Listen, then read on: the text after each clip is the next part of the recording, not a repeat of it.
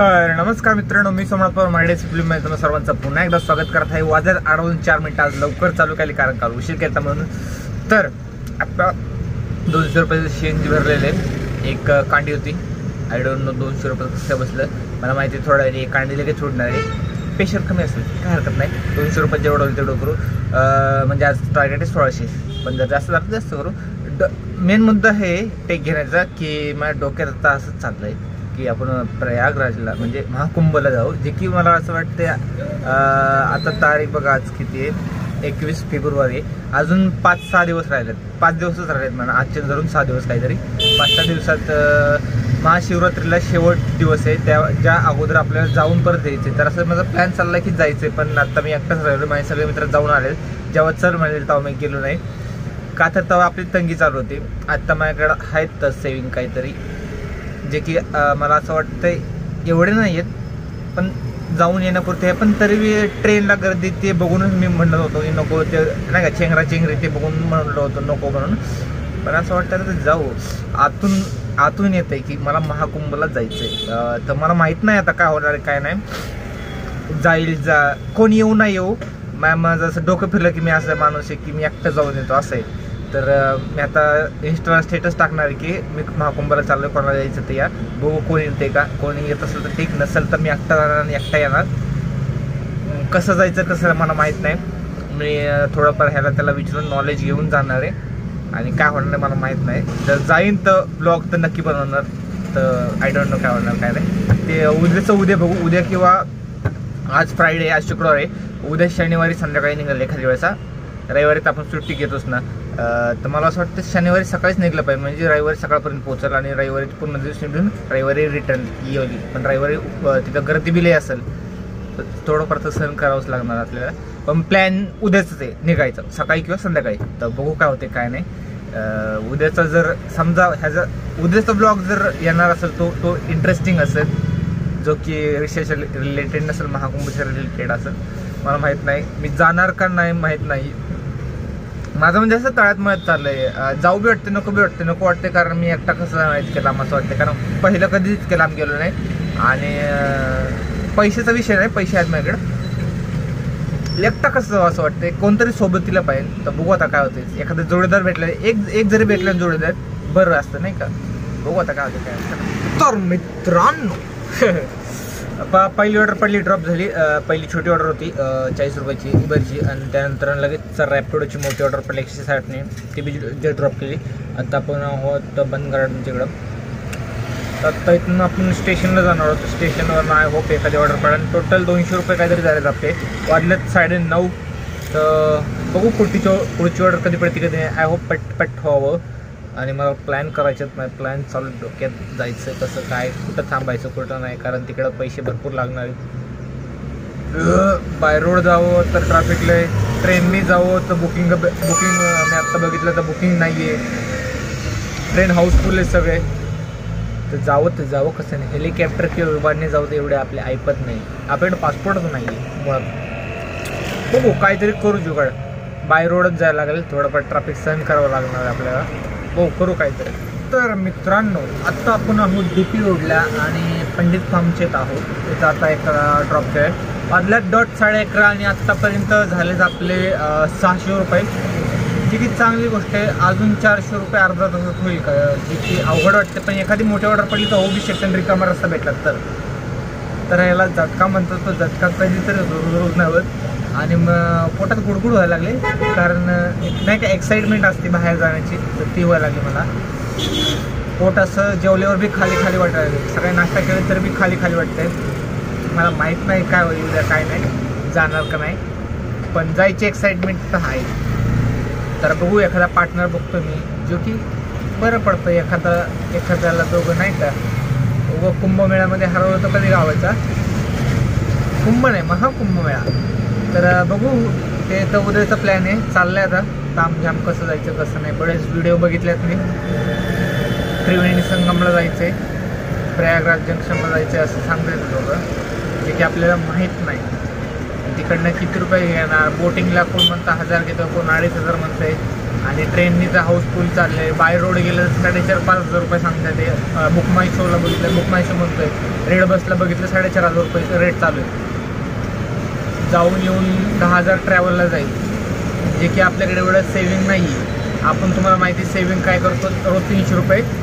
आणि आता फेब्रुवारीचे आज किती 21 म्हणजे 20 दिवसात काही सेविंग केलं असेल 300 रुपये पुन्हा 4-5 हजार रुपये. 4-5 हजार रुपयात मी तुमचं जाणं होईल आणि तिथनं बोटिंग आणि ते दर्शन नाही होणार. मग जरा प्लॅन फ्लॉप दिसतोय. पण जर ट्रेननी गेलं तर 1,000 रुपये ट्रेननी जाऊ, 1,000 रुपये देऊ, 1,000-2,000 बोटिंग बिटिंग आणि काय असेल ते दर्शन होईल. 1,000 रुपये फुडलं जाईल. 4-5 हजारात होऊ शकतं जर ट्रेननी गेलं तर. आणि जर बाय रोड गेलं तर मग हे. पण ट्रेननी जरा लईच गर्दी आहे, पण माहीत नाही करत. गेलं तर आता जायचं आपल्याला ट्रेननी. बाय रोड आपल्याला बजेट नाही आहे. गेलं तर ट्रेननी, नाही तर नाही. तर बघू ट्रेननी काय होतंय का नाही जुगाड. तिकीटचं जुगाड करायला लागेल, बाकी काय नाही. जे की हाऊसफुल दिसते एखादं बघू आता. नाही तर तिकडं जाऊ आपण बाय रोडनी, पण परत येणं आपल्याला जमणार नाही. तिकडं मग काय करायला लागेल माहिती आहे का तुम्हाला? त्या डोळ्यात पाणी यायला लागलं, काय यायला लागलं काय माहिती. तर कचरा भरपूर आहे, त्यामुळं धूळ गिळलेलं आहे नाही का, त्यामुळे. तर हा लई डोळ्यात पाणी यायला लागलं रे. तर तिकडं जर गेल्यावर काय करायला लागेल माझ्या डोक्यात प्लॅन चालला बरं का. ते तुम्हाला सांगतो, मजा येईल तुम्हाला ऐकायला. की इथून जायचं आपल्याकडे 4-5 हजार रुपये. तिथून जायचं, दर्शन वगैरे घ्यायचं बरं का. 3-4 दिवस आहेत तिथं, 3-4 दिवस तिथंच राहायचं. आणि पाणी लईच लागलं का. हां, 3-4 दिवस तिथं राहायचं. इथून जायचं, दर्शन वगैरे सगळं घ्यायचं. महाशिवरात्रीपर्यंत थांबायचं तिथं. महाशिवरात्री सगळं खाली होईल बरं का. तिथं मग 3-4 दिवस किंवा तिथं काम बिम करू, काहीतरी काम करून कमवू 4-5 हजार रुपये, मग इकडे येऊ. आता तिकडं काम काय करावं असं आहे. आपल्याला तर ड्रायव्हिंग येते आणि तिकडं कोण रिक्षा देणार नाही. सध्या सीझन चालू, कोण रिक्षा देणार नाही. 2 व्हीलर कोण देणार तिथं. एखादा ऑनलाईन असतात ते 2 व्हीलर देऊ शकतात, पण जाताना आधार कार्ड आणि पॅन कार्ड घेऊन जायला लागेल आपल्याला आणि ड्रायव्हिंग लायसन्स घेऊन जायला लागेल, जेणेकरून तिकडं आपल्याला बरं पडेल. हरवलं दाखवायला बाबा मी कोण आहे कोण नाही. ओरिजिनल डॉक्युमेंट घेऊन जायला लागेल. डुप्लिकेट नसतंच आपल्याकडे, ओरिजिनल असतं किंवा मोबाईलमध्ये असतं, जे की फाईलमध्ये असतं नाही का. आपले ॲप आहे, सरकारी ॲप, त्याचं नाव आठवणार मला. त्यामुळे दाखवतो आपण इथं चालतं, पण बाहेर गेल्यावर ओरिजिनल लागतं. त्यामुळे original Aadhaar card PAN card driving licence लागेल. जर ड्रायव्हिंग करायचं असेल तर ड्रायव्हिंग लायसन्स लागेल, नसेल तर आधार कार्ड पॅन कार्ड चालेल. तर प्लॅन चालला आहे, जर बाय रोडने गेलो तर जाऊ शकतो तिथपर्यंत, सगळं होऊ शकतं. दर्शन बिशन, पण यायचे वेळेस वांदे होईल. जे की ट्रेन बी हाऊसफुल असेल 2 दिवस, महाशिवरात्रीनंतर बी 2 दिवस हाऊसफुल असेल. एक 3-4 दिवसांनी मग मला ट्रेन भेटेल, पण विदाऊट तिकीट येणं आणि पकडणार नाही असं होणार नाही. विदाऊट तिकीट ते जमत नाही आपल्याला. ते फसवाफसवी नाही आपण तरी करत, आपलं पचतच नाही, परवडतच नाही.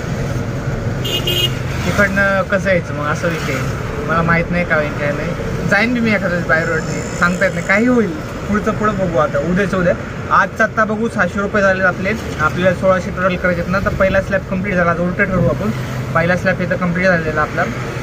आता अजून 1000 रुपये करायचे आपल्याला. तर बघूया ह्यानंतर 1000 रुपये कसे नाही, जे की खूप मला अवघड दिसतंय. 12-40 झाले आत्तापर्यंत, पण काल बघितलं तर 300-400 रुपये झालते आणि तरी बी केलं तर आपण. होऊ शकतात, कधी काही होऊ शकतं. बघूया, बघत राहा शेवटपर्यंत, बघू काय होतं काय नाही. तर मित्रांनो, जेवण झालं आहे, वाजले तर 1:45 आणि आत्ता इथं एक ऑर्डर पिकअप करायला आलो. कस्टमरला फोन लावला, मी पोचले, ओके म्हणले आणि ऑर्डर कॅन्सल केली. 1 किलोमीटर लांब का आलं मी. कॅन्सलेशन फी रॅपिडो म्हणून 10 रुपये दिले, उबर असतं रुपये नसतं दिला. मग हा विचार करत नाही लोक की ड्रायव्हर लोक किती लांब नाही. एवढं उन्हात आणसं 1:45 झाले, एवढं उन्हात आणसं आलं मी आणि कॅन्सल करतात ऑर्डर. काय करणार आता. टोटल आत्तापर्यंत झाले आपले 800 रुपये. अजून 200 केलं मी टेक घेईन, बघू किती वेळ लागतोय. डोकं भंजाळलं आहे माझं. एवढ्या लांब यायचं आणि कॅन्सल करणार ऑर्डर. काय ते 70 रुपयाची ऑर्डर होती, एवढं बी काय 300-400ची ऑर्डर नव्हती. त्यामुळे टेन्शन नाही घेत आपण, ही नाही तर दुसरी पडेल. चला तर मित्रांनो, वाजल्यात 2:56, 3 वाजत आलेत आणि आपले झालेत 1000 रुपये. आत्ता जस्ट एक ऑर्डर ड्रॉप केली, सिटीमधून आणलेली. मटेरियल होतं छोटंसं, जास्त नव्हतं, त्यामुळे जास्त काय पैसे नाही मागितले, जेवढे होते तेवढंच मागितले. पण त्यांनी मला ते घरात टाकायला आलं त्यांचं, नाही का, नाही तर म्हणले गाडी आतमध्ये घ्या. म्हणलं गाडीत आतमध्ये घेऊ शकता, मी टाकतो. मटेरियल एक प्रकारे हमाली झाली. त्यांना बी कळलं पाहिजे नाही का, 5-10 रुपये द्यायला, 10-20 रुपये द्यायचे मनातून, एक नाही का, चांगलं काम केलं व्यक्तीने, आपली मदत केली. हे तर काय उबेरवाल्यांचं काम नाही आहे हमाली करायचं. एक बाई माणूस होता, द्याना प्लीज टाकून म्हणली म्हणून दिलं. त्यांचं बी खाक बनतं ना, 10-20 रुपये द्यायला. एवढा उन्हातानाचा ड्रायव्हर, एवढा कमी 14 रुपये पर किलोमीटर आहे, बघितले 17 रुपये पर किलोमीटर आहे. 30-40 जास्तच बनतात.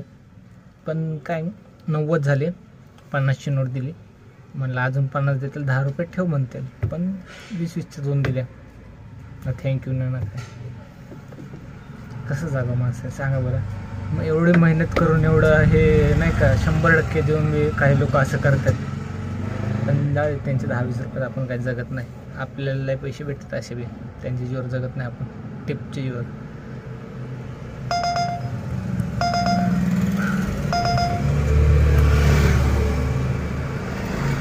हे सांगायचं ना, आता 10 किलोमीटरची ऑर्डर निघून गेली, काय हरकत नाही.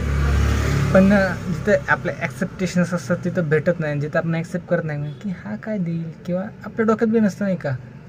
माझ्या डोक्यात आत्ता जस्ट आलं, कारण म्हणलं नाही का, एवढ्या हमाली केली, 10 रुपये तर बनतं, 10-20 रुपये. त्या हमाली काम आपण करत नाही, पण महिला होती म्हणून मदत केलं. त्यांचं बी कर्तव्य असतं नाही का देणं, 10-20 रुपये. असं काय हरकत नाही. असे लय टिप भेटतात आपल्याला. टिप भेटून आपले बँका भरल्यात, बँकेच्या बाहेर पैसे पडायला लागलेत. ओव्हर होते. तुम्ही म्हणसाल हळू का बोलतोय, कारण सोसायटी आहेत, एवढा शांत एरिया ना, त्यामुळे म्हणलं हळू बोला, बस आपला मोठा आवाज कशाला येतं.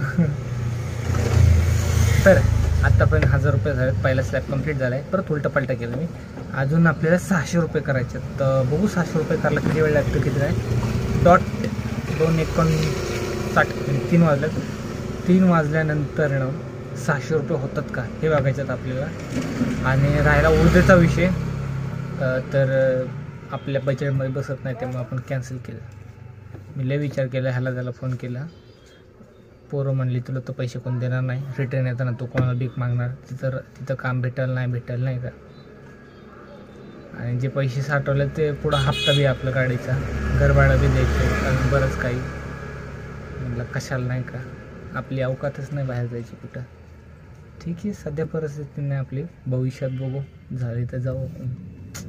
बघू आता 600 रुपये होतात काय. या घाबरू नको. घाबरला मला असं, चला. त्यामुळे आवाज स्लो झाला माझा. सकाळी कशी एक्साइटमेंट होती, बजेट बघून सगळं पांग झाले. चालायचं आता, गरीब माणसं काय, भविष्यात स्वतःच्या जीवावर. आता UPला नाही जाऊ शकलो, तर भविष्यात UKला जाऊ. उत्तराखंड नाही, युनायटेड किंगडम काहीतरी बाहेरच्या देशात जाऊ, स्वतःच्या जीवावर, स्वतःच्या म्हणजे एवढे कमवू, असं माझा विचार, बाकी काय नाही. तर बघू 600 रुपये कसे. तर मित्रांनो, आपण आत्ता आलो आहोत आपल्या पार्किंगच्या नियर बाय. आत्ता आपण आहोत दत्तनगरला. वाजला 4:51, म्हणजे 5 वाजता आलेत. आणि मला आला एक कटाळा, कारण माझं झालं हाफ लोड. आपल्या आजच्या दिहाड्याने CNGने आणि फूड मेंटेनन्स सगळं निघलेलं आहे. फक्त आपलं सेविंग 300 रुपये डेली करतो, ते जर ह्याच्या पुढे केलं तर निघू शकतं, पण मला करायचं नाही, कारण पैसे नाही, एवढे साचून बी पैसे जाऊ शकत नाही. मग काय फायदा. असं काय हरकत नाही. आज मेंटेनन्स जर नाही निघलं, उद्या परवा तर बाबा दिवस काढून आयुष्य पडलं, आता काय जाऊ शकत नाही. तर काय कसलं मेंटेनन्स करतात, कसलं पैसे सेव्ह करून कोणाला द्यायचं, आता काय करायचं. जाऊ दे आता काय. आजचा व्लॉग इथं संपला. भेटूया नवीन व्लॉग मध्ये, पण